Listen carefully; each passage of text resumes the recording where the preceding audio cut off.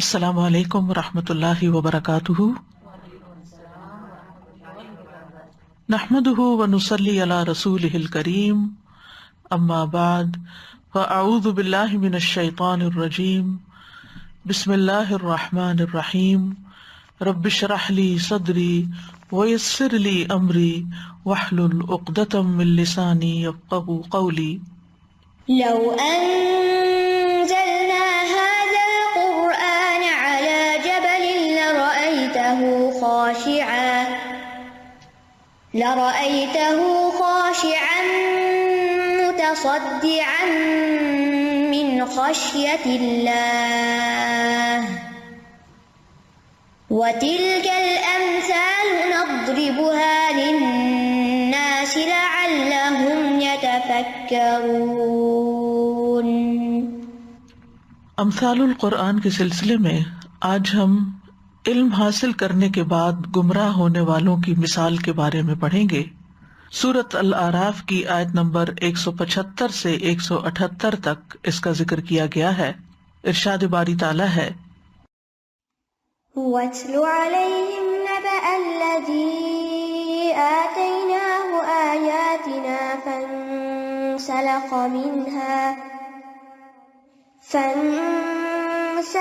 منها فأتبعه الشيطان فكان من الغاوين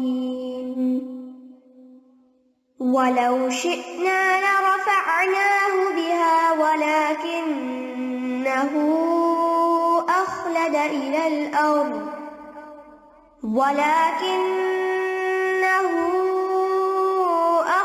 إلى الأرض واتبع هواه فمثله كمثل الكلب إن تهمل عليه يلهث أو تتركه يلهث ذلك مثل القوم الذين كذبوا بآياتنا فاقصص القصص لعلهم يتفكرون۔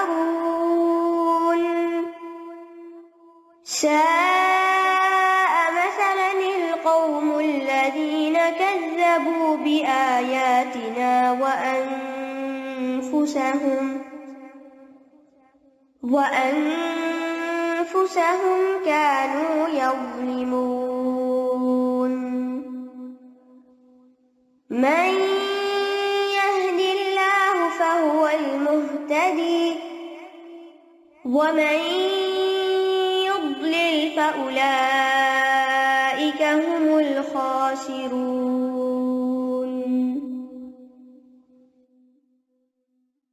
اور انہیں اس شخص کی خبر پڑھ سنائیے جسے ہم نے اپنی آیات عطا کی تو وہ ان سے صاف نکل گیا، پھر شیطان نے اسے پیچھے لگا لیا تو وہ گمراہوں میں سے ہو گیا، اور اگر ہم چاہتے تو اسے ان کے ذریعے بلند کر دیتے، مگر وہ زمین کی طرف چمٹ گیا اور اپنی خواہش کے پیچھے لگ گیا۔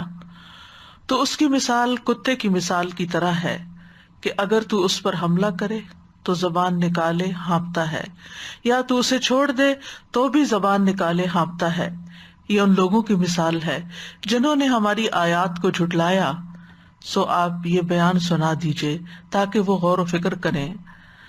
برے ہیں وہ لوگ مثال کی روح سے جنہوں نے ہماری آیات کو جھٹلایا اور اپنی ہی جانوں پر ظلم کرتے رہے۔ جسے اللہ ہدایت دے سو وہی ہدایت پانے والا ہے، اور جسے وہ گمراہ کر دے سو وہی خسارہ اٹھانے والے ہیں۔ یہ مثال سورۃ الاعراف میں بیان ہوئی ہے۔ سورۃ الاعراف میں بہت سے انبیاء کا ذکر ہے جنہوں نے توحید کی دعوت دی، لیکن ان کی اقوام نے روگردانی کی، بات نہیں مانی۔ انبیاء نے انہیں اللہ تعالیٰ کی توحید کی طرف بلایا، اللہ کی عبادت کی طرف بلایا، لیکن قوموں کی طرف سے مسلسل انکار ہی رہا، جس کے نتیجے میں ان پر عذاب آیا۔ نوح علیہ السلام، ہود علیہ السلام، صالح علیہ السلام، لوط علیہ السلام اور پھر موسیٰ علیہ السلام کے واقعات اس صورت میں پیچھے گزر چکے ہیں۔ خاص طور پر بنی اسرائیل کی روگردانی کا بیان آتا ہے واقعہ سبت کی شکل میں، کہ کس طرح انہوں نے اللہ سبحانہ تعالیٰ کے احکامات کی نافرمانی کی، انہوں نے نصیحت قبول نہ کی اور نتیجتاً ان پر بھی عذاب آیا۔ انبیاء کے واقعات کے بعد عہد الست کا بیان آتا ہے کہ اللہ سبحانہ وتعالیٰ نے بنو آدم کو آدم علیہ السلام کی پشت سے نکالا اور ان کو ان کی جانوں پر گواہ بنایا اور کہا کیا میں تمہارا رب نہیں ہوں؟ انہوں نے کہا کیوں نہیں، ہم نے شہادت دی، ایسا نہ ہو کہ قیامت کے دن تم کہو کہ بے شک ہم تو اس سے غافل تھے۔ عہد الست کے بارے میں اہل علم کی دو مشہور اقوال ہیں۔ ایک یہ کہ آدم علیہ السلام اور ان کی اولاد سے لیا گیا عہد ہے جسے بعد میں انسان بھول گئے۔ دوسرا یہ بھی کہا جاتا ہے کہ عقلی اور نقلی اور فطری دلائل کی بنیاد پر عہد لیا گیا، یعنی جس فطرت پر اللہ نے لوگوں کو پیدا کیا اس کے مطابق یہ عہد ہے، حقیقت میں ایسا عہد نہیں تھا۔ بہرحال ان سب واقعات کے بعد اور اس عہد کے ذکر کے بعد اس مثال کا ذکر ہے۔ تو آئیے دیکھتے ہیں کہ اس مثال میں اللہ سبحانہ وتعالیٰ ہمیں کیا سمجھانا چاہتے ہیں، کیونکہ مثالیں بات کی حقیقت کو مزید کھول کر بیان کرتی ہیں۔ ارشاد ہے وَاتْلُ عَلَيْهِمْ نَبَأَ الَّذِي آتَيْنَاهُ آيَاتِنَا۔ وَاتْلُ عَلَيْهِمْ، آپ پڑھ سنائیے انہیں، یعنی نبی صلی اللہ علیہ وسلم سے خطاب ہے کہ آپ یہ واقعہ ان کو بیان کیجیے۔ اللہ سبحانہ وتعالیٰ خود بھی ڈائریکٹلی بھی نریٹ کر سکتے ہیں، لیکن جہاں خاص طور پر آپ کی زبانی کہہ کے کہلوائی جاتی ہے بات، اس سے تاکید ہو جاتی ہے، دوہری بات ہو جاتی۔ اللہ تعالیٰ فرما رہے ہیں اور نبی صلی اللہ علیہ وسلم کی زبان سے کہلوا رہے ہیں۔ اور وَاتْلُ عَلَيْهِمْ یعنی اپنی قوم کو اور ان تمام لوگوں کو پڑھ سنائے جن تک یہ کتاب پہنچے۔ کیا؟ نبأ، خبر، اور نبأ عام خبر نہیں ہوتی، اہم اور فائدہ مند خبر ہوتی ہے، بڑی خبر ہوتی ہے۔ وہ اہم خبر، وہ اہم بات، الذی آتیناہ آیاتنا، اس شخص کی خبر جس کو ہم نے اپنی آیات دی تھی، یعنی ہم نے کتاب اللہ کی تعلیم دی تھی، جس کے نتیجے میں وہ ایک ماہر عالم بن گیا تھا۔ یہ کون شخص تھا؟ الذی سے مراد کون ہے؟ مفسرین میں سے بعض نے اسے ایک متعین شخص قرار دیا ہے جسے کتاب الہی کا علم تھا، پھر وہ دنیا اور شیطان کے پیچھے لگ کے گمراہ ہو گیا۔ لیکن جتنے بھی نام لیے گئے ہیں ان میں سے جیسے بلعم بن باعور کا نام لیا جاتا ہے، لیکن ان میں سے کوئی بھی بات صحیح سند سے ثابت نہیں ہے کہ حقیقت میں کس کی طرف اشارہ ہے۔ ایسے افراد ہر ملت میں ہر دور میں ہوتے ہیں۔ اصل بات سبق سیکھنا ہے اس مثال سے، یعنی جس کے اندر بھی یہ صفت پائی جائے گی اس کا یہی حال ہوگا جیسا اس واقعے میں بیان ہوا ہے۔ اور یہاں جو آیات کا لفظ آیا ہے، بعض علماء نے اس سے تکوینی آیات بھی مراد لی ہیں، یعنی قرآنی آیات بھی، کتابی آیات بھی اور تکوینی بھی۔ تکوینی سے مراد کیا ہے کہ جو قدرت کی نشانیاں ہیں، کائنات کی نشانیاں ہیں، اور یہ نشانی ہر چیز کے اندر ہے، اور یہ نشانی اس بات پر دلالت کرتی ہے کہ اللہ ایک ہے۔ مثلاً ہمارا کھانا ایک نشانی ہے، جو چیزیں ہم پیتے ہیں وہ ایک نشانی ہے، ہوا ایک نشانی ہے، نباتات اللہ کی نشانی ہے، حیوانات اللہ کی نشانیاں ہیں، ستارے سیارے اللہ کی نشانیاں ہیں، آسمان میں گیلیکسیز کا پایا جانا، ستاروں کے جھرمٹ اور ان کے رنگ، یہ سب اللہ کی نشانیاں ہیں، اور یہ ایک نہیں، دو نہیں، ان گنت نشانیاں ہیں، اور یہ اللہ سبحانہ تعالیٰ کی عظمت پر دلالت کرتی ہیں۔ اللہ نے ان سب چیزوں کو پیدا کیا اور اللہ سبحانہ تعالیٰ نے ہی ان کا علم لوگوں کو دیا۔ تو اصل بات یہ ہے کہ علم اللہ ہی سکھاتا ہے۔ آتیناہ آیاتنا، ہم نے دی اس کو اپنی نشانیاں، یعنی اللہ سبحانہ تعالیٰ ہی نے کتابیں بھیجی اور اللہ ہی نے یہ کائنات تخلیق کی، لہٰذا یہ علم اللہ کی طرف سے ہے۔ اور اگر انسان کو کسی بات کا علم نہ ہو تو ضرور کہنا چاہیے واللہ عالم، اللہ زیادہ جانتا ہے، کیونکہ علم تو اللہ ہی کے پاس ہے۔ یا پھر اگر کوئی آپ سے کسی آیت کا مطلب پوچھے یا کوئی فتویٰ پوچھے یا کوئی مسئلہ پوچھے اور آپ اسے یہ کہہ دیں کہ لا اعلم، میں نہیں جانتا، تو اس میں کوئی شرمندگی کی بات نہیں، کیونکہ علم تو اللہ ہی کے پاس ہے۔ ولا یحیطون بشیء من علمہ الا بما شاء، اور اللہ کے علم کے مقابلے میں سارے انسانوں اور ساری مخلوق کا علم مل کے اتنا بھی نہیں جتنا سمندر کے مقابلے میں ایک قطرہ ہو، تو پھر ہم کیا جانتے ہیں۔ تو بہرحال اللہ سبحانہ تعالیٰ نے اس کو آیات کا علم دیا، اور اگر ہم یہاں یہ فرض کر لیں کہ اس کو دین کا علم حاصل ہوا تھا تو اس روشنی میں آگے کی باتوں کو سمجھیے. فانسلخ منہا، انسلخ کا لغوی مطلب ہوتا ہے کسی چیز کی کھال اوپر سے اتار دینا، جیسے بکری کی کھال کو کھینچ دیتے ہیں، یا سانپ جو ہے وہ اپنی کیچلی سے باہر آ جاتا ہے. اسی طرح قرآن مجید میں سورۃ یاسین میں آتا ہے وَآیَةٌ لَهُمُ اللَّيْلُ نَسْلَخُ مِنْهُ النَّهَارَ، کہ ان کے لیے رات ایک نشانی ہے جس کے اوپر سے ہم دن کو ہٹا دیتے ہیں، یعنی دن کی کھال اتار دیتے ہیں اور پھر وہ اندھیری رہ جاتی ہے.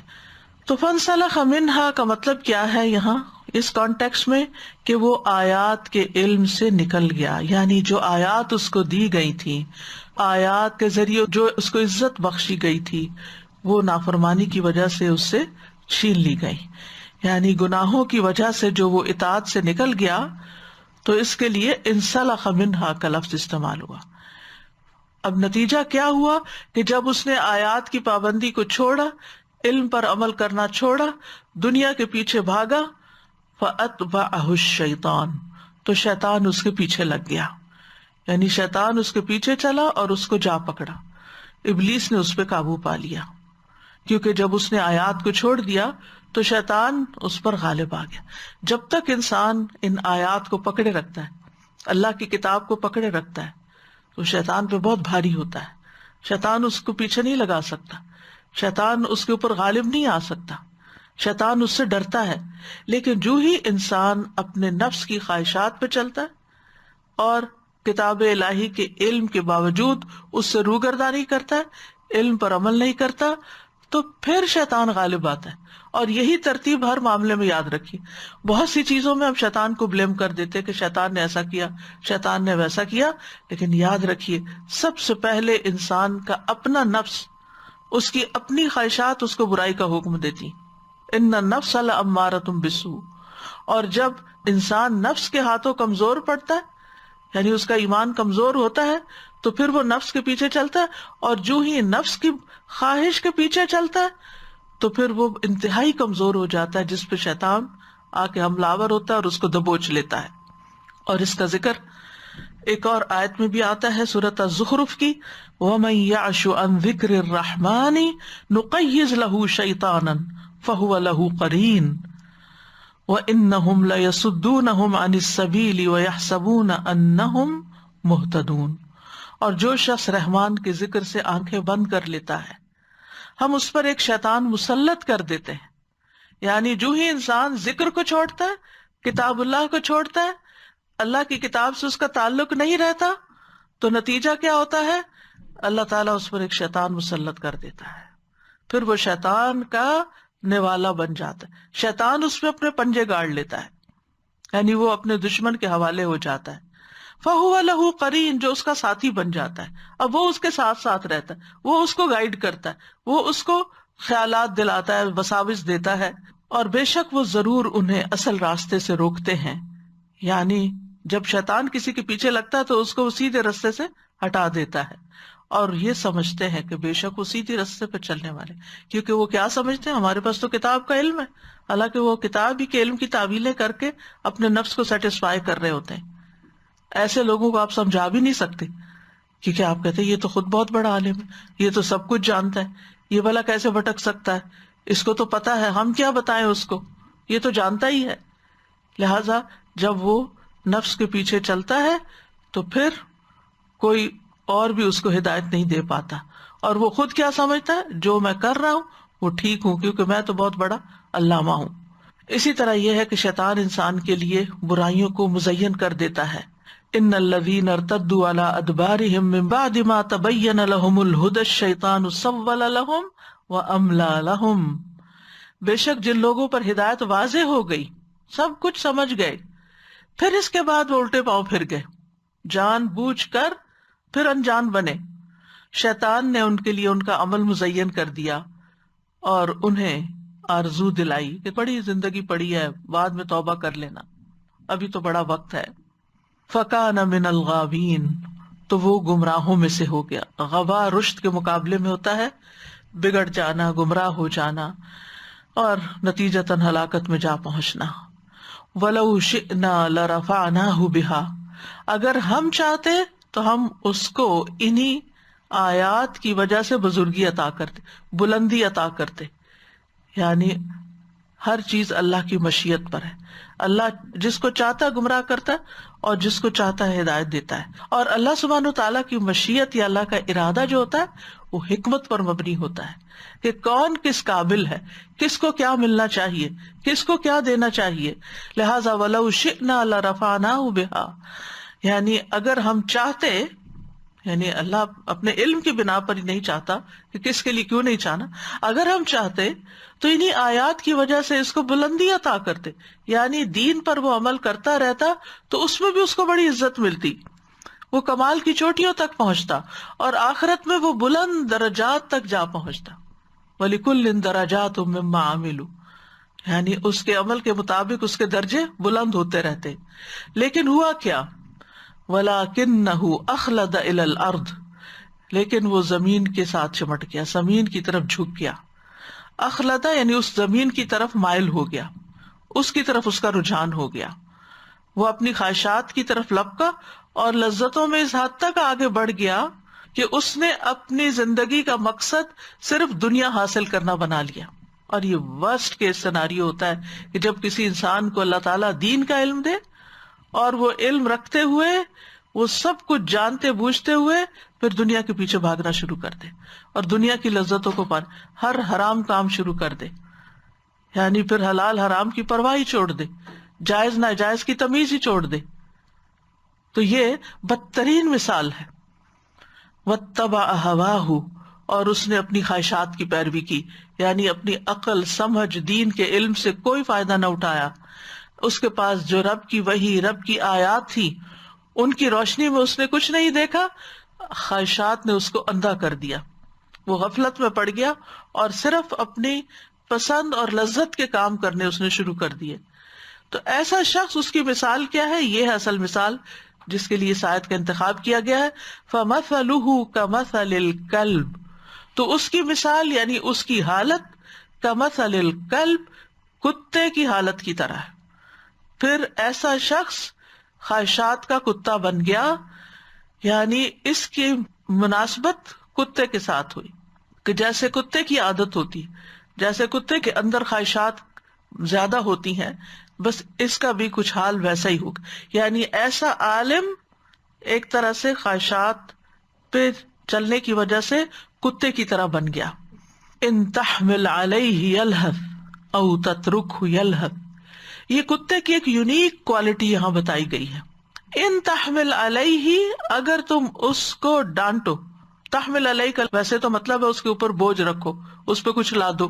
مطلب یہ کہ ڈانٹیں، جھڑکیں، دھتکار کر نکالیں، اس کو شاؤٹ کریں. یلہث تو بھی وہ ہانپتا ہے. یلہث کا مطلب ہوتا ہے زبان نکال کے ہا ہا ہا اس طرح کر کے سانس لینا. یعنی آپ کتے کو دیکھیں گے کہ وہ ہمیشہ زبان نکالے ہانپتا رہتا ہے. عام طور پر جانوروں کا معمول کیا ہوتا ہے کہ وہ جب تھک جاتے ہیں یا شدید پیاس کی حالت میں ہوتے ہیں تو اس وقت وہ ہانپتے ہیں، لیکن کتا جو ہے وہ ہر حال میں ہی ہانپتا ہے. اور اس کے بارے میں ایک حیران کن تحقیق بھی ہوئی ہے کہ علماء نے جب اس آیت کو قرآن مجید میں پڑھا اور اس مثال کو دیکھا تو پھر کتے کے ہانپنے پر تحقیق شروع کر دی. تو انہوں نے دیکھا کہ کتا اپنے پھیپھڑوں میں ہوا جمع نہیں کر سکتا. جب وہ سانس لیتا تو فوراً ہی باہر نکال دیتا ہے، یعنی اندر گیا اور فوراً باہر. ہاں ہاں، یعنی جب سانس چڑھا ہوا ہوتا ہے تو شارٹ بریتھ ہو جاتا ہے نا، تو اس کا بریتھ بھی اسی طرح ہوتا ہے، کیونکہ وہ انہیل کرتے ہوئے آکسیجن کو پھیپھڑوں میں سٹور نہیں کرتا، فوراً ایکزیل کر دیتا ہے. اور حیرت کی بات یہ ہے کہ اس کے اندر یہ جو بات پائی جاتی ہے یہ ماں کے پیٹ کے اندر بھی ہوتی ہے.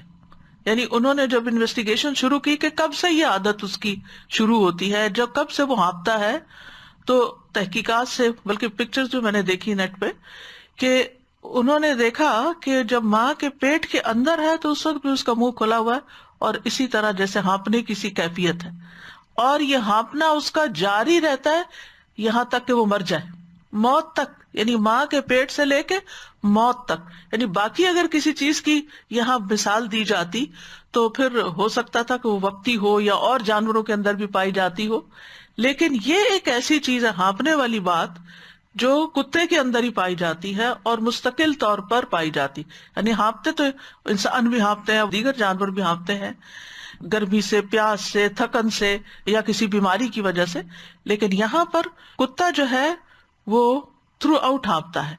یہاں تک دیکھا گیا کہ جب 36 دن کا جنین ہوتا ہے، یعنی فیٹس تھا، 36 days اونلی، تو اس وقت سے اس کا یہ ہانپنا شروع ہوتا ہے، یعنی پیدائش سے پہلے اور پیدائش کے بعد. انسانوں پر آپ دیکھیے کہ کیسی کیسی اللہ کی رحمتیں ہیں کہ اللہ نے ہمارے پھیپھڑے ایسے بنائے ہیں کہ ہم جب سانس لیتے ہیں تو سارا سانس ایک دم باہر نہیں چلا جاتا واپس ایکسیل کرتے ہوئے، بلکہ کچھ اندر بھی آکسیجن رہ جاتی ہے، جس کی وجہ سے ہم دیر تک بات بھی کر سکتے ہیں. خاص طور پر قرآن کی آیات کی تلاوت جو ہے اس میں لمبا سانس جو ہے وہ فائدہ دیتا ہے. تو بہرحال یہ ہانپنا جو ہے یہ ایک تکلیف دہ کیفیت ہوتی. اگر آپ کا سانس پھولتا ہو تو آپ سیڑھی چڑھے تو آپ کو کتنی تکلیف ہوتی، آپ 4 قدم چلے آپ کو تکلیف ہوتی. ان بیماری کی حالت میں بعض اوقات ایسا ہو جاتا ہے، آپ دوڑے تو آپ ہانپنے لگتے ہیں، آپ کو تکلیف ہوتی ہے. لیکن کتے کا حال ہر وقت یہی ہوتا ہے.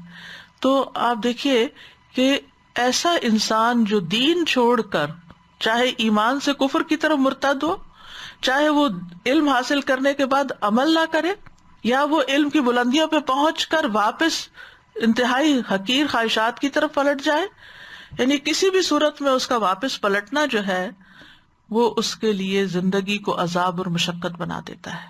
یعنی ایسا نہیں کہ وہ خواہشات کے پیچھے لگ کر بہت سکون میں ہوتا ہے، بلکہ ساتھ ہی اس کا عذاب بھی شروع ہو جاتا ہے. جس طرح کتے کی یہ پریشانی اور مشقت کبھی منقطع نہیں ہوتی، تو ایسے انسان کے اندر بھی ایک ایسی پریشانی اور تکلیف ہوتی ہے کہ جو موت تک بلکہ موت کے بعد بھی اس کا پیچھا نہیں چھوڑتی. ذالک مثل القوم الذین کذبوا بآیاتنا، یہ مثال ہے اس قوم کی، ان لوگوں کی جنہوں نے ہماری آیات کو جھٹلا دیا. یعنی جو لوگ بھی پچھلی قوم سورۃ الاعراف میں جیسا کہ ابتدا میں نے ذکر کیا کہ پچھلی قوموں کا حال بیان ہوا جنہوں نے اللہ کی آیات کو، انبیاء کے پیغام کو جھٹلا دیا. نبی صلی اللہ علیہ وسلم کے زمانے کے لوگوں کی بات ہے، اور قیامت تک بھی جو بھی یہ کام کریں گے کہ ایک طرف اللہ سبحانہ وتعالیٰ کی آیات ہیں اور دوسری طرف خواہشات ہیں. تو جو لوگ آیات کو جھٹلا کر خواہشات کے پیچھے چلتے ہیں، یہ مثال ان سب پر فٹ آتی ہے. اور خاص طور پر سمجھنے کے بعد جو لوگ ناسمجھ ہو جائیں ان کے اوپر. فَاقْصُصِ الْقَصَصَ لَعَلَّهُمْ يَتَفَكَّرُونَ، آپ ان پر قصے بیان کرتے رہیں، شاید غور و فکر کریں، یعنی اس امید پر کہ شاید غور و فکر کریں، اور جس تکذیب میں اور گمراہی میں اور فساد میں یا فسق میں وہ مبتلا ہو چکے ہیں شاید اس سے پلٹ آئیں، شاید ان کو بات سمجھ آ جائے. ساء مثلا القوم الذین کذبوا بآیاتنا، جن لوگوں نے ہماری آیات کو جھٹلایا ان کی مثال کتنی بری ہے. وانفسہم کانوا یظلمون، اور اپنی جانوں پر دراصل وہ ظلم کرتے ہیں. یعنی انتہائی قبیح مثال ہے، اور یہ اصل میں کسی اور کو نقصان نہیں دے رہے، اپنی زندگی کو میلا کر رہے ہیں، اپنے آپ کو تکلیف میں مبتلا کر رہے ہیں، اپنے آپ کو ذلت میں ڈال رہے ہیں اور اپنی ہی آخرت برباد کر رہے ہیں. من یہد اللہ فہو المہتدی، جس کو اللہ ہدایت دے وہی ہدایت پاتا ہے. ومن یضلل فاولئک هم الخاسرون، اور جس کو گمراہ کر دے تو یہی لوگ ہیں جو اصل میں خسارہ پانے والے ہیں. یعنی جس کو اللہ نے توفیق دی، ایمان لایا، اسلام لایا، اللہ تعالیٰ کی ہدایت پائی، اس نے علم حاصل کیا، اس پر عمل کیا، تو وہ لوگ ہی ہدایت یافتہ ہیں اور کامیاب ہونے والے ہیں. اس کے برعکس جو ایمان نہ لائیں، جو عمل نہ کریں، تو دراصل نقصان اٹھانے والے ہیں. یعنی جو حق سے اعراض برتتا ہے، جو تکبر کرتا ہے، جو حسد کی وجہ سے دین کی طرف نہیں آتا، یا کسی بھی اپنی انا کی وجہ سے روگردانی کرتا ہے، تو ایسے لوگ جو ہیں وہ دراصل اللہ کی رحمت سے دور ہو جاتے ہیں اور گمراہ ہو جاتے ہیں. اور اگر آپ اپنے اصل صراط مستقیم سے بٹکے تو پھر انجام جو ہے وہ ہلاکت ہی ہلاکت ہے. اور خاسرون جیسے پہلے بھی ذکر ہوا تھا، خسارہ کہتے ہیں تجارت میں نقصان اٹھانے کو. تو ہماری زندگی جو ہے اس میں ہم ایک طرح سے تجارت کر رہے ہیں اللہ کے ساتھ، اور اگر اللہ کی ٹرمز اور کنڈیشن پر ہم کام نہیں کریں گے تو پھر کسی پروفٹ کی کوئی امید نہ رکھے. تو بہرحال یہ ایک مثال ہے اجمالی طور پر یعنی خلاصتاً آپ یوں کہہ سکتے ہیں کہ ایک ایسے شخص کی مثال ہے، ایک ایسے علم والے کی مثال ہے جو دنیا پرست اور حرص اور طمع میں گرفتار ہے. یعنی علم ہے لیکن ساتھ ہی حرص، طمع، لالچ اور دنیا کی محبت اس پر حاوی ہے. وہ نفس اور شیطان کے اشاروں پہ چلتا ہے اور اللہ کے عہد و میثاق کی کوئی پرواہ نہیں کرتا جو اس نے بندوں سے اپنی عبادت کا لیا تھا. تو نبی صلی اللہ علیہ وسلم کو بطور عبرت ایسے شخص کی مثال بیان کرنے کا حکم دیا گیا کہ آپ لوگوں کو سمجھانے کے لیے مثال بتائیے. اور یہ بھی اس آیت سے ہی پتہ چلتا ہے کہ جب کوئی شخص علم حاصل کرتا ہے تو اس کا درجہ بلند ہوتا ہے. والذین اوتوا العلم درجات. لیکن جب کوئی شخص اس علم کی قدر نہیں کرتا، اس علم کو ریگارڈ نہیں دیتا، اس پر عمل نہیں کرتا، تو پھر وہ دنیا میں بھی ذلیل و خوار ہو جاتا ہے. اخلد الی الارض، وہ نیچے جھک جاتا ہے، بلندی کی بجائے پستی کی طرف مائل ہو جاتا ہے. خواہشات کے لیے لفظ ہوا استعمال ہوتا ہے نا، اور ہوا ہوتا ہے بلندی سے گرنا. یعنی علم بلندی عطا کرتا ہے، جو عالم خواہش پہ چلے وہ نیچے گر جاتا ہے، ذلیل و رسوا ہو جاتا ہے. اور اس ذلت اور حقارت کی مثال پھر کتے کی طرح ہے کہ اس پر کوئی بوجھ ڈالے یا اس کو کوئی ڈانٹے تو اپنی زبان باہر نکال دیتا ہے، اس کو چھوڑ دے تب بھی وہ نکالے رکھتا ہے. یعنی کتا دونوں حالتوں میں ایک ہی طرح ہے، کسی حال میں اپنی عادت نہیں چھوڑتا، وہ اپنی عادت سے مجبور ہے. یعنی باقی جانور جو ہیں پیاسے ہیں تو پیاس جب ختم ہو جائے گی تو ہانپنا بند کر دیں گے، لیکن کتا جو ہے وہ کبھی بھی اس سے باز نہیں آتا. تو دنیا پرست عالم کا بھی یہی حال ہوتا ہے کہ دنیا کی حرص، لالچ اور طمع کی وجہ سے اس کی زبان ہر وقت لٹکی رہتی ہے اور وہ بدحواسی اور پریشانی میں ہانپتا رہتا ہے، اضطراب میں مبتلا رہتا ہے اور لوگوں کی نظروں میں بھی اس کا مقام گر جاتا ہے. تو آپ دیکھیے کہ اگرچہ کچھ فائدے کے کام بھی کتا کرتا ہے، لیکن اوور آل کتے کا جو ایک امیج ہے ہمارے دین کے اندر وہ کچھ پسندیدہ نہیں، یعنی اس کی لالچ کی وجہ سے یا اس کے نفس کی کچھ خباثتوں کی وجہ سے. تو اسی سے دراصل مثال دی گئی ہے. عبد الرحمن سعدی کہتے ہیں کہ یہ شخص جس کو اللہ نے اپنی آیات دی، ہو سکتا ہے اس سے مراد کوئی خاص آدمی ہو اور اس سے یہ سب کچھ سرزد ہوا ہو جس کو اللہ نے بیان کیا، تو اللہ نے بندوں کو تنبیہ کرنے کے لیے اس کا واقعہ بیان کر دیا. اور یہ بھی ممکن ہے کہ اس سے اس میں جنس مراد ہو اور اس میں ہر وہ شخص شامل ہو جس کو اللہ نے اپنی آیات کا علم دیا ہو اور وہ اس علم سے نکل جائے. مقصد یہ ہے کہ ہر اس شخص کی حالت سے عبرت حاصل کی جائے جو بھی اس حالت سے متصف ہے. یعنی جس بھی انسان کا یہ حال ہے اس سے عبرت پکڑنی چاہیے اور اس کے نقش قدم پہ نہیں چلنا چاہیے. یعنی جسے بھی اللہ ہدایت کا علم دے اور وہ قبول نہ کرے، اس پر عمل نہ کرے اور دنیا کے پیچھے دوڑنا شروع کر دے تو اس کے اوپر یہ مثال فٹ آتی ہے. اسی طرح مجاہد کہتے ہیں یہ اس آدمی کی مثال ہے جس کو کتاب دی گئی لیکن اس نے اس پر عمل نہیں کیا. امام قرطبی کہتے ہیں اپنی تفسیر میں کہ اکثر اہل علم کے نزدیک یہ مثال ہر اس شخص کے لیے عام ہے جس کو قرآن کا علم دیا جاتا ہے لیکن وہ اس پر عمل نہیں کرتا. یہ ہر قرآن کے طالب علم اور قرآن کے عالم کے لیے ہے. یعنی وہ کہتے ہیں جو بھی قرآن حفظ کرتا ہے یا قرآن کا علم سیکھتا ہے، مثلا تجوید، قرات، تفسیر وغیرہ، پھر اس پر عمل نہیں کرتا، پھر اس کی حرکتیں بالکل ویسی ہیں جیسے کسی جاہل انسان کی ہوں اور اس کی خواہشات اور اس کے انداز وہی ہیں جو کسی لا علم انسان کے ہوں، تو وہ سب اس مثال میں داخل ہیں. یہ سب انہی کے بارے میں بات کی گئی ہے. ابن عباس کہتے ہیں کہ یہ وہ شخص ہے کہ اگر آپ اس پر حکمت کا بوجھ لاد دیں تو وہ اس کو اٹھائے گا نہیں، اگر آپ اس کو چھوڑ دیں تو وہ بھلائی کی طرف رہنمائی نہیں پائے گا. جیسے کہ کتا ہے، اگر وہ پاؤں میں دم ڈالے آرام سے بیٹھا ہوتا ہے تو بھی ہانپتا ہے، جب اسے بھگایا جاتا ہے تو بھی ہانپتا ہے. یعنی دونوں صورتوں میں اس کا حال ایک ہی ہے کہ آپ اس کو نصیحت کریں نہ کریں برابر ہے. حسن بصری کہتے ہیں اس سے مراد منافق ہے. یعنی اب یہ مختلف علماء کی رائے ہے کہ یہ کس کی مثال بیان ہوئی ہے. تو وہ کہتے ہیں کہ اس سے مراد منافق ہے جو حق پر قائم اور ثابت نہیں رہتا. اس کو دعوت دی جائے یا نہ دی جائے، اس کو نصیحت کی جائے یا نہ کی جائے، اس کے لیے برابر ہے. جیسے کتا ہوتا ہے، اس کو دھتکارا جاتا ہے تو بھی ہانپتا ہے، چھوڑا جاتا ہے تو بھی ہانپتا ہے. پھر اسی طرح یہ بھی کہا گیا، ایک قول یہ بھی ہے کہ ہر وہ شخص جو حسد تکبر کی بنا پہ سچائی ماننے سے انکار کر دے وہ بھی اس کا مصداق ہے. یعنی بجائے اس کے کہ جب اس کے پاس ہدایت آئی اسے قبول کر کے اللہ تعالیٰ کا احسان مند ہوتا، اس کے برعکس اس نے اس کو ریجیکٹ کر دیا. ابن قیم کہتے ہیں پس وہ شخص جس کو اللہ نے اپنی کتاب دی اور اس کو اس کا وہ علم دیا جس علم سے دوسروں کو محروم رکھا، یعنی سب کو نہیں ملا، اس کو ملا تھا، لیکن اس نے اپنی خواہش کی پیروی کی اور اللہ کی ناراضگی کو اس کے غصے پر ترجیح دی اور اپنی دنیا کو اپنی آخرت پر ترجیح دی. یعنی اپنی خواہشات پر اللہ کی ناراضگی کو ترجیح دی، یعنی چاہے اللہ تعالیٰ ناراض ہوتا ہے یہ جو بھی، کوئی فرق نہیں پڑتا.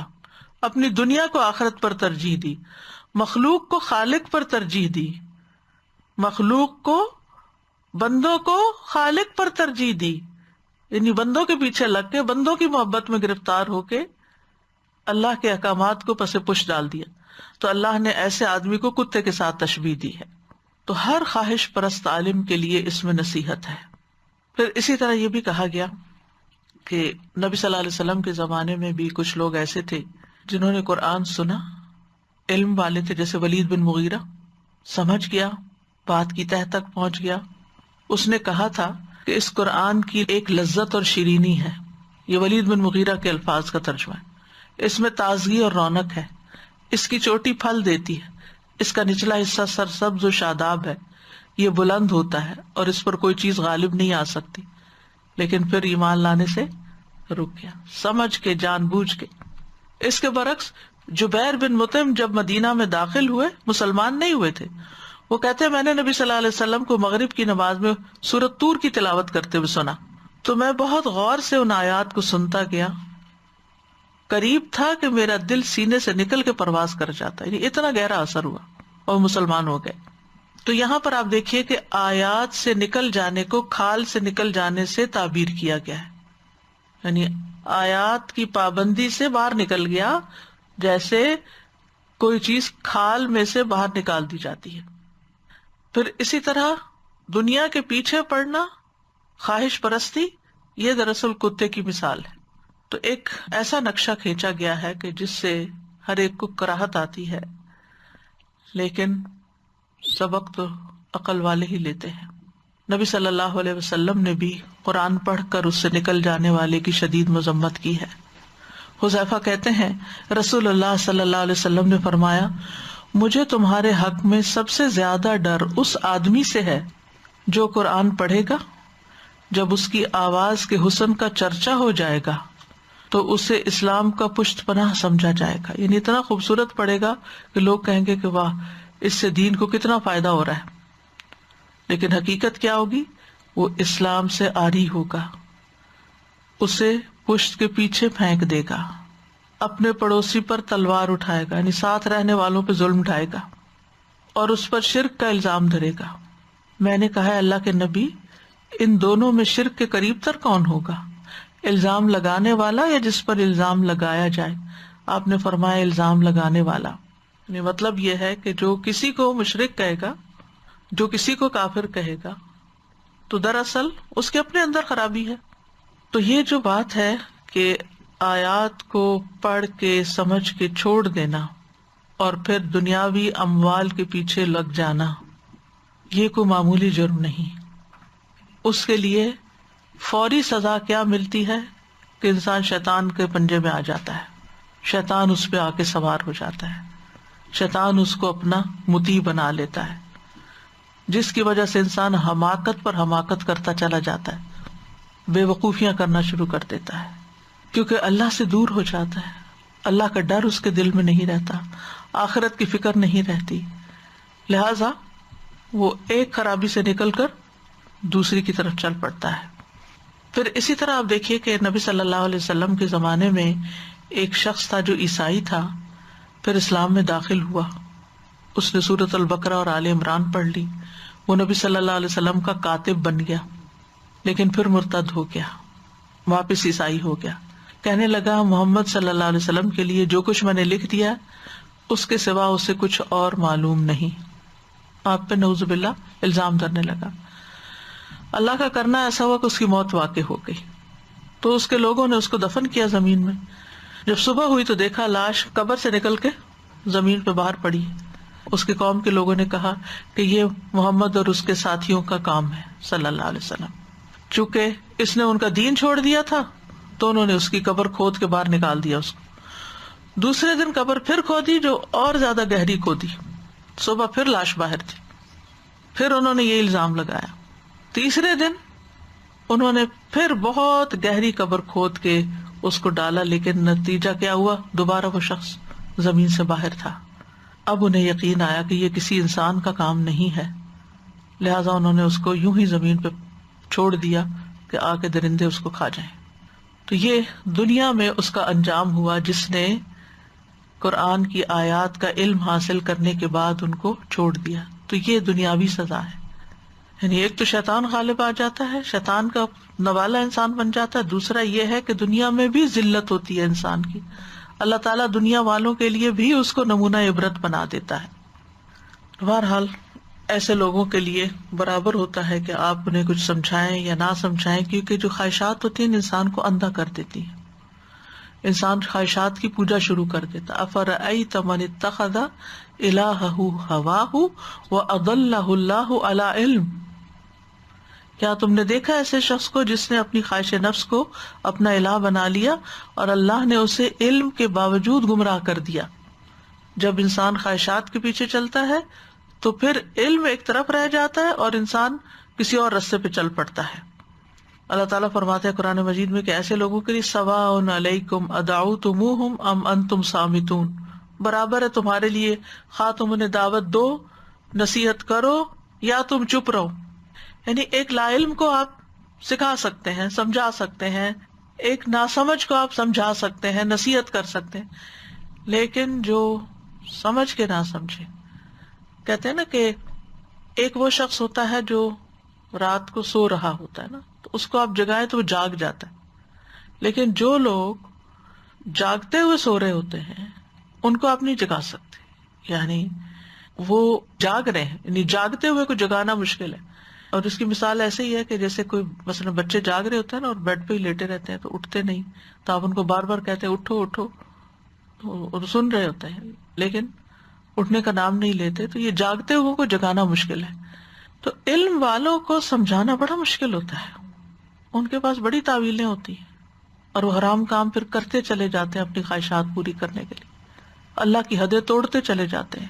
اس مثال کے کچھ دیگر پہلو بھی ہیں. ابن قیم کہتے ہیں کہ کتا تمام جانوروں سے زیادہ خبیث ہے، سب سے گھٹیا حیثیت رکھتا ہے. اس کا نفس سب سے زیادہ خبیث گھٹیا ہوتا ہے. اس کا عزم اس کے پیٹ سے آگے نہیں بڑھتا. یا اس کو کھانے کی خواہش ہوتی ہے یا جنسی خواہش ہوتی ہے. یعنی وہ پیٹ اور شرمگاہ کا کتا ہوتا ہے. انہی دو چیزوں پر اس کا فوکس ہوتا ہے، انہی کی لذت میں وہ جیتا ہے. پھر یہ کہ تمام جانوروں سے زیادہ لالچی ہوتا ہے، حریص ہوتا ہے. جب وہ چلتا بھی ہے تو اس کی تھوتری زمین میں لگی ہوتی ہے، سونگتا جاتا ہے، ہر چیز سونگتا جاتا ہے. انتہائی لالچ کی وجہ سے بو سونگتا ہے اور اپنے جسم کے باقی اجزاء کو چھوڑ کر اپنی دبر کو سونگتا رہتا ہے، یعنی اپنی شرمگاہ کو سونگتا رہتا ہے. آپ اس پر پتھر پھینکتے ہیں تو شدید حرص اور لالچ کی وجہ سے پتھر کی طرف بھی بھاگ کے جاتا ہے تاکہ اس کو دانتوں سے کاٹے. یعنی ذلت والے گھٹیا حقیر کاموں کی طرف جانے والا اور ان پہ راضی رہنے والا ہے. پھر اسی طرح یہ کہ گندگی پسند کرتا ہے. اس کو گندی بدبودار لاشیں تازہ گوشت سے زیادہ پسند ہوتی ہیں. انسانوں کی غلاظت اس کو بہت محبوب ہوتی ہے. ہر حال میں بھونکتا ہے، ہر حال میں ہانپتا ہے. کھڑا ہو، بیٹھا ہو، چل رہا ہو، رکا ہوا ہو، اس کا ہانپنا ختم نہیں ہوتا. ہر کسی پہ بھونکتا ہے، یہ نہیں دیکھتا کوئی بڑا ہے چھوٹا ہے، جو بھی پاس سے گزرے گا اس پہ بھونکے گا. اور جب وہ اس بات کا سوچتا بھی ہے کہ کوئی اس کے ساتھ کسی چیز میں مثلا کوئی چیز کھا رہا ہو اور اگر کوئی اور آئے تو اس پہ بھی بھونکے گا، کسی کو اپنے کھانے میں شریک نہیں ہونے دے گا. تو اسی طرح علم کے باوجود جو دنیا کو ترجیح دیتے ہیں ان کے اندر بھی ایسی ہی چیزیں پیدا ہو جاتی ہیں. قرآن مجید میں ہم دیکھتے ہیں کہ کتے کا ذکر 3 مقامات پر ہوا. ایک شکاری کتے کے طور پر، دوسرے یہ اس مثال میں، اور تیسرے اصحاب کہف کا کتا. تو آپ دیکھیے کہ شکاری کتے کو جب سکھا دیا جاتا ہے تو وہ شکار جو کر کے لاتا ہے وہ حلال ہوتا ہے. تو اس سے کیا پتا چلا کہ شکاری کتا اگر علم حاصل کر لیتا تو بڑے فائدے کا ہو جاتا ہے. یہ انسان جو علم کے بعد بھٹکتا ہے یہ کتے سے بھی بدتر ہو جاتا ہے. پھر اسی طرح اصحاب کہف کا کتا جو ہے وہ حفاظت کرنے والا کتا تھا، یعنی ان کے ساتھ جو گیا تھا وہ دروازے پہ بیٹھا ہوا تھا اور ان کی حفاظت کر رہا تھا، اس سے بھی ایک فائدہ پہنچ رہا تھا. لیکن جو شخص دین کی طرف آ کے پلٹتا ہے وہ اپنے اوپر سے حفاظت کی ساری چیز اتار دیتا ہے اور اللہ کی حدود کی کوئی حفاظت نہیں کرتا. کتا ایک وفادار جانور ہوتا ہے، لیکن ایسا شخص جو ہے انتہائی بے وفا ہوتا ہے جو اللہ کے دین کے ساتھ بے وفائی کرتا ہے. ہمارے دین میں ہمیں گھر کے اندر کتا رکھنے سے منع کیا گیا ہے. آپ صلی اللہ علیہ وسلم نے فرمایا اس گھر میں فرشتے داخل نہیں ہوتے جس میں کتا اور تصویر ہو. جواز کی صرف صورت کیا ہے کہ جب حفاظت کے لیے اس کو رکھا جائے یا شکار کے لیے رکھا جائے. کتے کا جھوٹا بھی ناپاک ہے، یعنی کتے کے بارے میں جو احکامات ملتے ہیں ان کا خلاصہ یہاں تھوڑا سا بتایا گیا کہ کتے کی مثال جو دی گئی تو کتے سے متعلق اور کیا باتیں ہمارے دین میں ملتی ہیں. تو اس مثال سے کچھ باتیں ہماری سمجھ میں آتی ہیں. سب سے پہلی بات تو یہ کہ علم و حکمت بڑی قیمتی چیز ہے اور یہ قربانیاں بھی مانگتی ہے. اس کے ذریعے انسان کے درجات بلند ہوتے ہیں. جس کو علم و حکمت ملی اس کو خیر کثیر ملا. اللہ کا بہت بڑا عطیہ ہے، کیونکہ علم اور حکمت کی وجہ سے آپ بہت سے دشمنوں کو دوست بنا لیتے ہیں. پھر اسی طرح اللہ تعالیٰ کا قرب اور خشیت آپ کو حاصل ہوتی ہے. جس کے ساتھ اللہ بھلائی چاہتا ہے اسے دین کی سمجھ دے دیتا ہے، لہٰذا آپ اللہ کے ان خاص بندوں میں شامل ہو جاتے ہیں جن سے اللہ تعالیٰ بھلائی کا ارادہ کرتا ہے. ہمارے دین میں ایک عالم کا مقام اور مرتبہ بہت بڑا ہے. رسول اللہ صلی اللہ علیہ وسلم کے سامنے 2 آدمیوں کا ذکر کیا گیا، ان میں سے ایک عابد تھا اور ایک عالم. آپ نے فرمایا عالم کی فضیلت عابد پر ایسی ہے جیسی میری فضیلت تم میں سے ایک عام آدمی پر ہے. پھر آپ نے فرمایا اللہ اور اس کے فرشتے اور آسمان اور زمین والے، یہاں تک کہ چیونٹیاں اپنے سوراخ میں اور مچھلیاں اس شخص کے لیے جو نیکی اور بھلائی کی تعلیم دیتا ہے خیر و برکت کی دعائیں کرتی ہیں. اتنا بڑا آنر ہے، اتنا بڑا اجر و ثواب ہے، اتنی زیادہ عزت ہے علم والے کی کہ ساری مخلوق اس کے لیے استغفار کرتی ہے. جو علم کے راستے پہ چلتا ہے وہ جنت کے راستے پر ہوتا ہے. علماء انبیاء کے وارث ہوتے ہیں، لیکن علم پر عمل کے بغیر خالی علم انسان کا مقام بلند نہیں کرتا. یعنی اگر انسان علم خوب رکھتا ہے لیکن عمل نہیں کرتا، وَلَوْ شِئْنَا لَرَفَعْنَاهُ بِهَا، یہ عمل کے ساتھ ہوتا ہے. عمل چھوڑ دیتا ہے، اس کے برعکس عمل کرتا ہے تو پھر ذلیل ہوتا ہے. یعنی اللہ کے ہاں درجات کی بلندی علم کے ساتھ اس وقت ہے جب انسان ایمان رکھتا ہو، عمل کرتا ہو. اور ہمیں تعلیم بھی یہی دی گئی ہے کہ ہم علم پر عمل کریں. قیامت کے دن کسی شخص کے قدم اللہ رب العزت کے پاس سے اس وقت تک ہٹ نہیں سکیں گے جب تک 5 چیزوں کے بارے میں پوچھ نہ لیا جائے. عمر کن کاموں میں صرف ہوئی، جوانی کہاں لگائی، مال کہاں سے کمایا، کہاں خرچ کیا، اور جو سیکھا اس پہ عمل کتنا کیا. تو قرآن پڑھ کر عمل نہ کرنے والے ان کے لیے شدید وعید ہے. اور نہ صرف یہ کہ یہ آخرت سے متعلق ہے، دنیا سے متعلق بھی ہے. یعنی اہل علم اگر عمل نہیں کرتے تو دنیا والوں کے لیے بھی ایک بری مثال ہے. علماء کے لیے یہ آیت شدید ترین آیتوں میں سے ہے. احادیث میں تو آتا ہے نا کہ اگر کوئی اپنے علم پر عمل نہیں کرتا تو قیامت کے دن اس کی زبان آگ کی کینچی سے کاٹی جائے گی. اسی طرح یہ ہے کہ علم والوں کے اندر اگر مال کی ہرس اور لالچ آ جائے تو یہ شدید نقصان دہ ہے، سخت نقصان دہ ہے. رسول اللہ صلی اللہ علیہ وسلم نے فرمایا 2 بھوکے بھیڑیے جنہیں بکریوں کے ریوڑ میں چھوڑ دیا جائے اتنا نقصان نہیں پہنچائیں گے جتنا نقصان آدمی کے مال و جاہ کی ہرس اس کے دین کو پہنچاتی ہے. یعنی دین والوں میں اگر مال کی لالچ آ جائے تو پھر دین کو سخت نقصان ہو جاتا ہے. یعنی اگر 2 بھوکے بھیڑیے بکریوں میں چھوڑ دیے جائیں تو وہ ان کو تباہ برباد کر دیں گے اور وہ ہر چیز ویران ہو جائے گی. لیکن اگر کوئی شخص دین پڑھ کر، دین والا ہو کر دنیا کے لالچ میں گرفتار ہو جائے تو وہ اس سے بھی زیادہ تباہ کن کام کرتا ہے جتنا وہ بھیڑیا کرتا ہے. کیسے؟ ابن قیم کہتے ہیں اہل علم میں سے جس نے بھی دنیا کو ترجیح دی، اس کو محبوب جانا، تو لازمی طور پر وہ اللہ کی بات پر ناحق بات کہے گا. یعنی آیات کی کوئی ایسی تعویل کر لے گا جو ناحق ہوگی. وہ اپنے فتوے میں، اپنے فیصلے میں، اپنی خبر میں اور کسی چیز کو لازم کرنے میں ضرور ناحق بات کہے گا. یعنی جب اس کو دنیا کا لالچ ہوگا تو پھر وہ لوگوں کی پسند کے فتوے دینے لگے گا، جیسے علماء بنی اسرائیل کا حال تھا. علماء بنی اسرائیل پر اللہ سبحانہ وتعالیٰ نے سخت گرفت کی ہے قرآن مجید میں. کس وجہ سے؟ انہوں نے حق کو پہچان لیا تھا لیکن نبی صلی اللہ علیہ وسلم پر ایمان نہیں لائے اور روگردانی کی اور پھر کتاب میں تحریف کی. یشترون بآیات اللہ ثمنا قلیلا. تو اس چیز کو ہمیشہ مد نظر رکھنا چاہیے. تو بنیادی طور پر یہاں علم والوں کے لیے دنیا کی لالچ اور حرص کی مذمت کی گئی ہے، کیونکہ دنیا کی رنگینیاں اور محبت دلوں کو ٹیڑھا کرنے کا سبب ہے. اس سے انسان کے اندر اللہ سے دوری پیدا ہوتی ہے. نبی صلی اللہ علیہ وسلم نے فرمایا قیامت قریب آ چکی ہے، لوگوں میں دنیا کی حرص بڑھ جائے گی اور اللہ سے دوری میں اضافہ ہوگا. اسی طرح اس آیت سے یہ بات بھی پتہ چلتی ہے کہ علماء سوء سے بچنا چاہیے. یعنی ایسے عالم ہر جگہ موجود ہیں تو ان سے بچ کے رہنا چاہیے کہ جو علم رکھنے کے باوجود دنیاوی فائدے حاصل کرنے کے لیے دین کے اندر ایسی ایسی باتیں کرتے ہیں کہ جو لوگوں کو دین سے اور دور کر دیتی ہیں یا اللہ کی راہ سے بھٹکا دیتی ہیں. کیونکہ ایسے عالموں کے پیچھے پھر شیطان لگ جاتا ہے اور شیطان ان کو تو گمراہ کرتا ہی ہے، ان کے ذریعے ایک بڑی مخلوق کو بھی گمراہ کر دیتا ہے. اور اہم بات سیکھنے کی یہ ہے اس میں کہ خواہشات کی پیروی سے ہر ایک کو ہی بچنا چاہیے. وَأَمَّا مَنْ خَافَ مَقَامَ رَبِّهِ وَنَهَى النَّفْسَ عَنِ الْهَوَىٰ فَإِنَّ الْجَنَّةَ هِيَ الْمَأْوَىٰ. اور رہا وہ شخص جو اپنے رب کے سامنے کھڑے ہونے سے ڈر گیا اور اس نے نفس کو خواہش سے روک لیا تو بے شک جنت ہی اس کا ٹھکانہ ہے. اس کے برعکس فَأَمَّا مَنْ طَغَىٰ وَآثَرَ الْحَيَاةَ الدُّنْيَا فَإِنَّ الْجَحِيمَ هِيَ الْمَأْوَىٰ.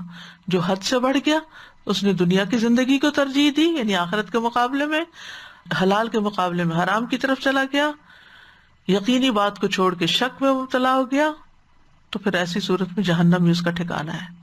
خواہش پرستی جو ہے وہ انسان کو گمراہی کی طرف لے جاتی ہے. داؤد علیہ السلام کو اللہ تعالیٰ نے فرمایا تھا وَلَا تَتَّبِعِ الْهَوَىٰ فَيُضِلَّكَ عَن سَبِيلِ اللَّهِ. خواہش نفس کی پیروی نہ کرنا ورنہ یہ بات تمہیں اللہ کی راہ سے بہکا دے گی. تو جب خواہشات انسان کے دل میں اٹھتی ہیں تو انسان شیطان کا ترنے والا بن جاتا ہے اور اس کی وجہ سے پھر انسان اپنے فرائض کو بھولنے لگتا ہے، اپنی دینی ذمہ داریوں کو چھوڑ دیتا ہے. وَلَا تُطِعْ مَنْ أَغْفَلْنَا قَلْبَهُ عَنْ ذِكْرِنَا وَاتَّبَعَ هَوَاهُ وَكَانَ أَمْرُهُ فُرُطًا. تم ایسے شخص کی بات نہ مانو جس کا دل ہم نے اپنے ذکر سے غافل کر دیا اور وہ اپنی خواہش پہ چلتا ہے اور اس کا معاملہ حد سے بڑا ہوا ہے. تو اب کرنے کے کام یہ ہے کہ علم حاصل کرنے کے بعد اس کے اوپر بعد کیا ساتھ ساتھ ہی عمل کرنا چاہیے، عمل کے طریقے بھی سیکھنے چاہیے. یعنی جو بھی علم سیکھے، خصوصاً اللہ کی آیات کا علم، تو اس پر عمل کرنا لازم ہے. پھر یہ کہ قرآن مجید کے کسی بھی پہلو سے، کسی بھی حکم سے روگردانی نہ کرے. پھر یہ کہ خواہشات کے پیچھے چل کر اللہ کی نافرمانیاں نہ کریں. اور پھر یہ کہ دنیا کی لالچ اور حرص سے بچیں. پھر اسی طرح کوئی بھی چیز جو انسان کو دنیا کی محبت دلانے والی ہو، اس چیز سے بچ کر رہیں. اگر کوئی ہمارے دین کی اور علم کی تعریف کرے تو اس پر بھی اپنا محاسبہ کریں. ابو بکر رضی اللہ عنہ کے بارے میں آتا ہے کہ جب ان کی کوئی اس طرح کی تعریف کرتا تھا تو کہتے تھے اللہم لا تؤاخذنی بما یقولون واغفر لی ما لا یعلمون. تو اللہ تعالیٰ سے ہم دعا کرتے ہیں کہ اللہ تعالیٰ ہدایت کے بعد ہمارے دلوں کو نہ پلٹائے. ربنا لا تزغ قلوبنا بعد اذ ہدیتنا وہب لنا من لدنک رحمہ انک انت الوہاب یا مقلب القلوب ثبت قلبی علی دینک اللہم مصرف القلوب صرف قلوبنا علی طاعتک فاطر السماوات والارض انت ولی فی الدنیا والآخرہ توفنی مسلما والحقنی بالصالحین. اللہ ہمارا اسلام پر خاتمہ کرنا، ہم اس کی طرف آنے کے بعد اس سے پھر نہ جائیں، اپنی پیٹھ نہ پھیریں. یا اللہ ہمیں نیک لوگوں میں شامل کر لینا. اللہم توفنا مسلمین واحینا مسلمین والحقنا بالصالحین غیر خزایا ولا مفتونین. اے اللہ ہمیں اسلام کی حالت میں موت عطا فرمانا، اسلام کی حالت میں زندہ رکھنا اور نیک لوگوں میں شامل فرمانا کہ ہم نہ رسوا ہوں اور نہ ہی کسی فتنے کا شکار ہوں. اللہ ہمیں اپنی اطاعت پر ثابت قدمی عطا فرما. اللہم انا نسألک الثبات فی الامر. اے اللہ ہم تجھ سے دین میں ثابت قدمی اور ہدایت میں پختگی کا سوال کرتے ہیں.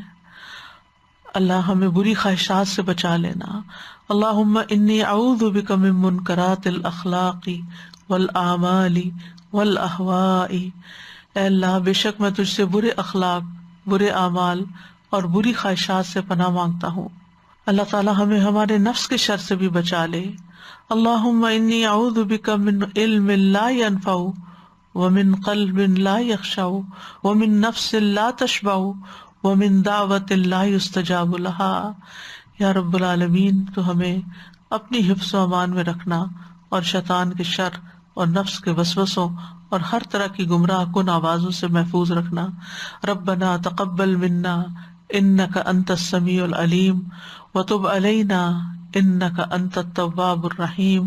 وصلی اللہ تعالی علی خیر خلقہ محمد وعلی آلہ واصحابہ واہل بیتہ اجمعین برحمتک یا ارحم الراحمین. واتل عليهم نبأ الذي آتيناه آياتنا فانسلخ منها فأتبعه الشيطان فكان من الغاوين. ولو شئنا لرفعناه بها ولكنه أخلد إلى الأرض واتبع هواه فمثله كمثل الكلب إن تحمل عليه يلهث أو تتركه يلهث ذلك مثل القوم الذين كذبوا بآياتنا فاقصص القصص لعلهم يتفكرون. ساء مثلا القوم الذين كذبوا بآياتنا وأنفسهم كانوا يظلمون. من يهد الله فهو المهتدي ومن يضلل فأولئك هم الخاسرون. جی السلام علیکم ورحمۃ اللہ وبرکاتہ. استاذہ یہ جو انسلخہ کا آپ نے مطلب بتایا نا کہ کبھی کسی چیز کی کہیں سے کھال اتر جاتی ہے تو کتنا اس کو دیکھ کے کراہت آتی ہے اور وہ چیز غیر محفوظ بھی ہو جاتی ہے، وہ جگہ غیر محفوظ ہو جاتی ہے اور بڑی جلدی اس پہ جرمز آ جاتے ہیں. اسی طرح ایسے اللہ سبحانہ تعالیٰ ہم سب کو معاف کرے اور ہماری نیتوں کو خالص اپنے لیے کرے، لیکن جو لوگ دین سمجھ کے اور پھر پیسے کے پیچھے بھاگتے ہیں ان کو لوگ استعمال کرنے لگ جاتے ہیں اور حلال حرام کی پرواہ نہیں کرتے نا. جی، اور بہت سارے لوگ استاذہ پھر گمراہ ہو جاتے ہیں. وہ کہتے ہیں یہ دین والا یہ سمجھ کے اگر یہ کام کرے تو یہ صحیح کر رہا ہوگا، ہم بھی اس کو فالو کریں. استاذہ یہ جو لرفعنا ہوا ہے یہ حضرت عمر رضی اللہ تعالیٰ عنہ کہا کرتے تھے نا کہ عمر بیمار اونٹوں کو مالش کیا کرتا تھا لیکن اللہ نے قرآن کے ذریعے سے عزت بخشی. استاذہ جی یہ بات بہت انٹرسٹنگ لگ رہی تھی کہ علم کی ہی مثال پہلے اللہ سبحانہ تعالیٰ دے رہے ہیں اور پھر ایون اسی کتے کو بھی علم جو ہے وہ اوپر بڑھا دیتا ہے جب یہ شکاری کتا ہو جاتا ہے، سیکھ لیتا ہے اپنا شکار کرنا. یعنی علم آنے کے بعد کتا بھی ہدایت پا جاتا ہے، کچھ کام کا بن جاتا ہے، لیکن یہ شخص تو علم پا کے واپس پلٹ جاتا ہے. اور یہ جو وَلَٰكِنَّهُ أَخْلَدَ، تو میں سوچ رہی تھی کہ ہم عام طور پہ خلود سے سمجھتے ہیں کہ بالکل پرماننس ہے اس میں، تو اس نے اپنی خواہش نفس کو یا جو بھی لالچ جس سے وہ ٹائے ہوا ہے تو وہ پھر پرماننٹلی اس سے اسٹک ہو گیا. اخلدہ کا یعنی اس سے مزید کوئی اور ہے اس میں ایسپیکٹ سوچنے کا؟ یعنی اس سے چپک گیا، یہ معنی بنتا ہے کہ بس اسی کا ہی ہو کے رہ گیا اس کا، کیونکہ وہ پھر سمجھنے کی یا پلٹنے کی صلاحیت ہی کھو بیٹھتا ہے، کیونکہ وہ کہتا ہے مجھے تو سب پتا ہے، یہ بھی جائز ہے، یہ بھی جائز ہے، یہ بھی جائز ہے، جو میں کر رہا ہوں وہ ٹھیک ہے، اس کے بہانے ڈھونڈ لیتا ہے. لیکن نا جو شخص اپنی غلطی کو مانتا ہے وہی پلٹتا ہے نا، تو جو غلطی کو غلطی نہ مانے اس نے کیا پلٹنا ہے. السلام علیکم ورحمۃ اللہ.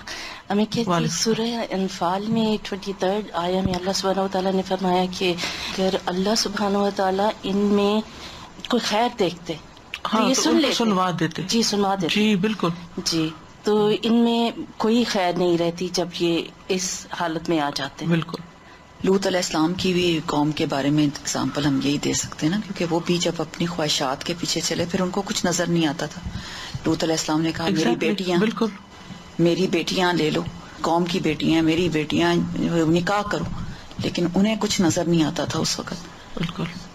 وآخر دعوانا ان الحمد للہ رب العالمین. سبحانک اللہم وبحمدک اشہد ان لا الہ الا انت استغفرک واتوب الیک. السلام علیکم ورحمۃ اللہ وبرکاتہ.